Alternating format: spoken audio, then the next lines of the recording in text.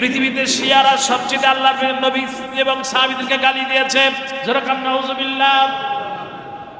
এই জন্য কাদিয়ানীরা যেমনি করে কাফের, এই পৃথিবীতে অধিকাংশ শিয়ারা কাফের, এতে কোনো সন্দেহ? আরো জোরে বলে, কাদিয়ানীরা কাফের, কোনো সন্দেহ আছে? কারণ তারা মহানবী সাল্লাল্লাহু আলাইহি সাল্লামকে শেষ নবী হিসেবে মানে। আর শিয়াদের ভিতরে কিছু শিয়া ভালো, অধিকাংশ শিয়ারা তারা রাসূলুল্লাহ সাল্লাল্লাহু আলাইহি ওয়াসাল্লামের 4 খলিফাকে গালি দেয়। নাউজুবিল্লাহ। আপনারা দেখেছেন শিয়াদের নামাজ যারা পড়েছেন, মানে শিয়াদের নামাজ যারা দেখেছেন, আমি মিশরে থাকা অবস্থায় মসজিদে হুসাইন একটা মসজিদ আছে, আল আজহার মসজিদের ঠিক উল্টা দিকে এই হুসাইন মসজিদ, এখানে শিয়ারা আছে। এখানে বলা হয় যে এই জায়গায় ইমাম হুসাইন রাদিয়াল্লাহু তাআলা আনহুর মাথা রাখা হয়েছিল, কিন্তু ইমাম ইবনে তাইমিয়া রাহমাতুল্লাহ আলাইহি তিনি বলেছেন হুসাইন রাদিয়াল্লাহু তাআলা আনহুকে হত্যা করা হয়, শহীদ করা হয় কারবালার প্রান্তরে। ওইখান থেকে তার মাথা নিয়ে যাওয়া হয় ইয়াজিদের কাছে।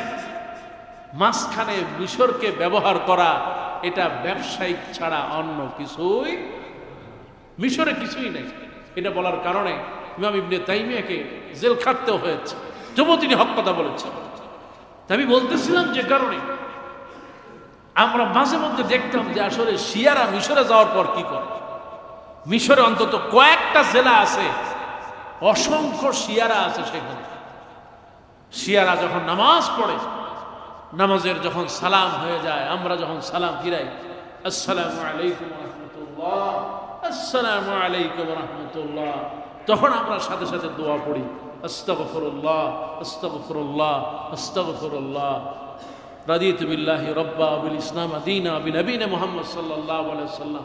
অনেকগুলো আমরা দোয়া পড়ি, কিন্তু শিয়ারা সালাম শেষ হয়ে যাওয়ার পর তারা হাত দুইটাকে এইভাবে করে, লাআনাতু আবু বকর, লাআনাতু আমর, লাআনাতু উসমান, লাআনাতু সাহাবী, বলেন নাউযু বিল্লাহ।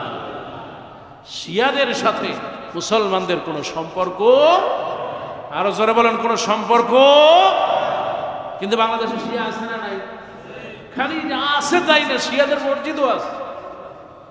আপনি যে দেখেন পুরান ঢাকায় কি অবস্থা, আপনি যে দেখেন পল্টন মোড়ে দেখবেন যে শিয়াদের মসজিদ।